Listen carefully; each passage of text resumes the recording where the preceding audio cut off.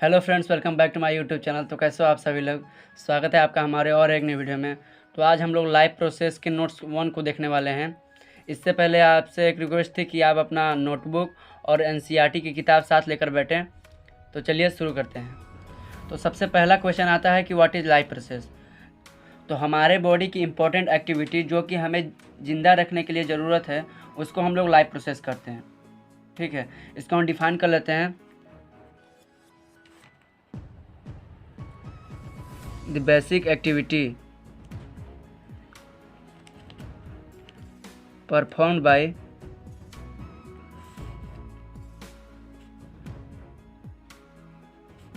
living organism to sustain life। जैसे हो गया न्यूट्रिशन, ट्रांसपोर्टेशन, रेस्पायरेशन, एक्सक्रीशन। अगर ये सब प्रोसेस हमारे बॉडी में नहीं होंगे तो हम जिंदा नहीं रह पाएंगे, इसीलिए इसे बोलते हैं लाइफ प्रोसेस। इसका एग्जांपल है पहला न्यूट्रिशन, दूसरा है ट्रांसपोर्टेशन और तीसरा है रेस्पायरेशन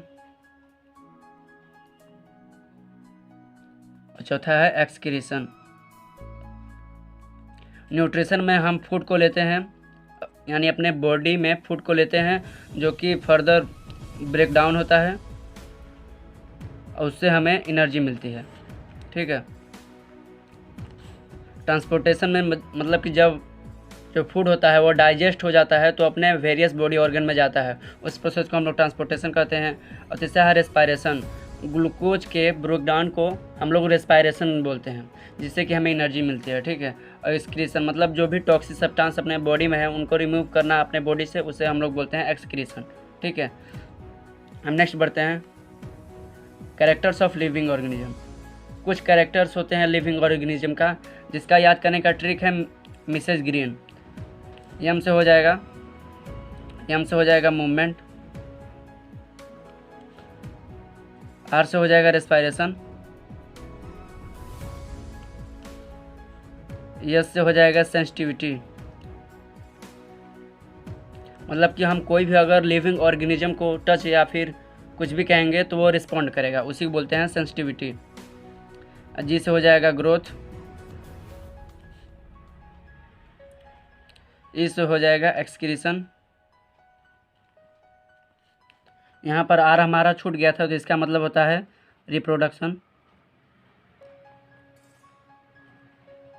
और एन का होता है न्यूट्रिशन। एक बात है, आप याद रखिएगा कि जो वायरसेस होते हैं ये पार्शियली लिविंग होते हैं, यानी ये आधा मरे हुए होते हैं आधा जिंदे हुए होते हैं। ये जिंदा तब होते हैं जब ये कोई सेल्स या फिर कोई बॉडी में एंटर करते हैं। ठीक है। तो इससे भी आप लिख लीजिए, ये होते हैं पार्शियली लिविंग।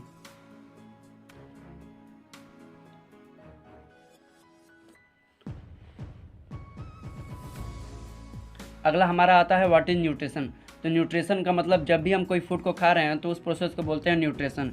इसको हम ऐसे डिफाइन कर सकते हैं, the process of taking food and utilization of food material. Okay. और अगला आता है न्यूट्रिएंट। तो न्यूट्रिएंट होता है कंपोनेंट ऑफ फूड।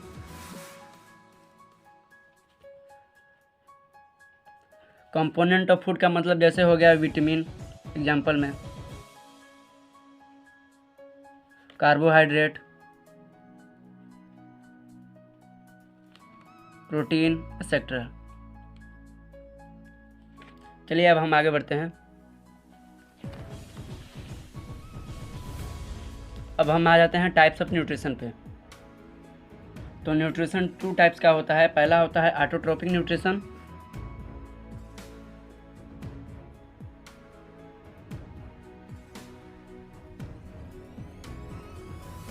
और दूसरा होता है हेटेरोट्रोपिक nutrition.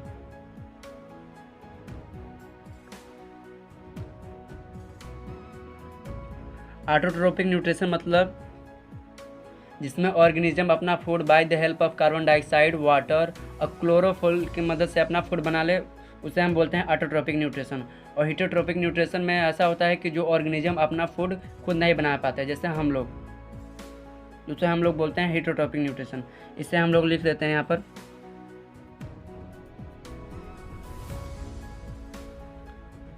The process in which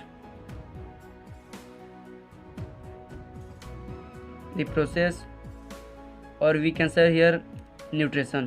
Okay,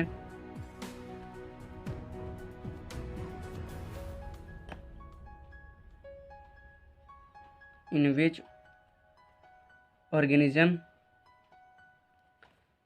can prepare their food from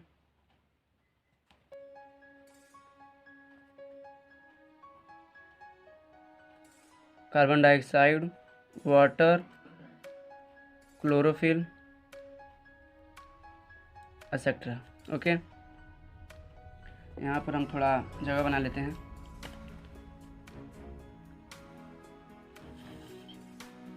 अब दूसरा हीटरोट्रोपिक, तो इसमें हो जाएगा कि the nutrition in which organism can not prepare their on food. Nutrition, इसको आप थोड़ा पूरा लिखिएगा, यहाँ पर जगह कमी है इसलिए मैं शॉर्टकट यूज कर रहा हूँ। in which organism can't prepare their own food। Okay, अब हम आगे बढ़ते हैं। यहाँ पर देखिए, एक सेकेंड, इसका हम लोग एग्जाम्पल लिख लेते हैं। इसका एग्जाम्पल हो जाएगा ऑटोट्रोफिक का green plant and some bacteria. Okay, इसका हो जाएगा फंजाई, एनिमल्स एक्सेट्रा। ओके, अब हम आगे बढ़ते हैं। यहाँ पर हो जाएगा, देखिए ऑटोट्रोपिक न्यूट्रिशन का दो प्रकार होता है। पहला होता है फोटोसिंथेटिक और दूसरा होता है कीमोसिंथेटिक। पहले हम लोग पढ़ लेते हैं कि फोटोसिंथेटिक क्या होता है। तो इसमें क्या होता है कि जो ऑर्गेनिज्म है वो लाइट की मदद से अपना फूड बनाता है, जैसे कि ग्रीन प्लांट हो गए और कुछ बैक्टीरिया। ठीक है, तो इसे हम लोग यहाँ पर नोट्स के फॉर्म में लिख लेते हैं, फोटोसिंथेटिक है। ठीक है, यहाँ पर देखिए, जो यहाँ पर जो वर्ड है फोटो, इसका मतलब ही होता है लाइट। तो यहाँ से आप याद कर सकते हैं इसे।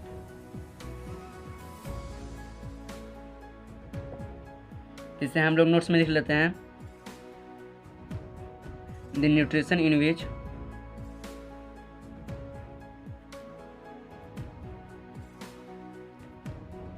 Organism prepare their food from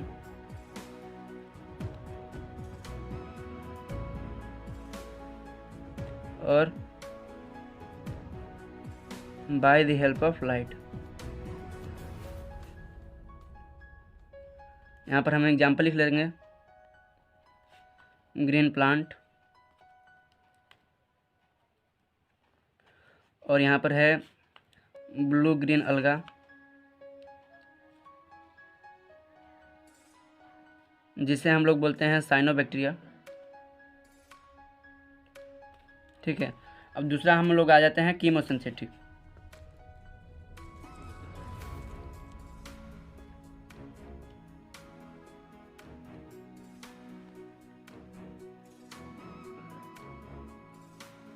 तो इसमें क्या होता है कि जो ऑर्गेनिज्म है वो अपना न्यूट्रिएंट यानी कि अपना फूड केमिकल की मदद से बनाता है।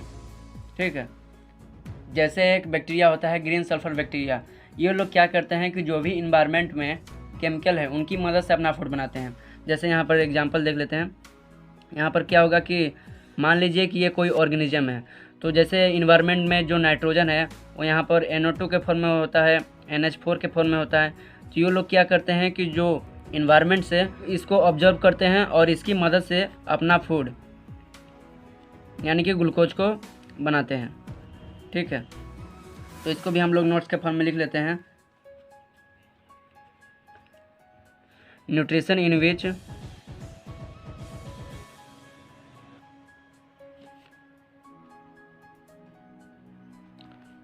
Organism prepare its food from, और फ्रॉम मत लिखिए, यहाँ पे लिखिए बाय द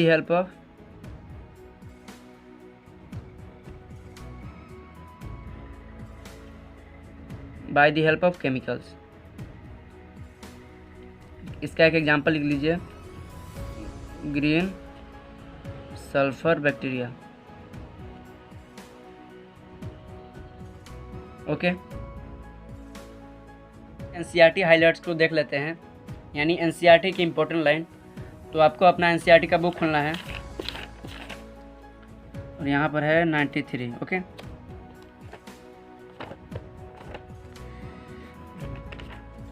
तो यहाँ पर देखिए, इसको आपको अपने से एक बार ज़रूर पढ़ना है, जिससे कि आपका कॉन्सेप्ट क्लियर हो जाएगा। ठीक है, उसके बाद यहाँ पर देखिए, viruses do not show any molecular movement in them until they infect some cell. ये आपको हाईलाइट कर लेना है। उसके बाद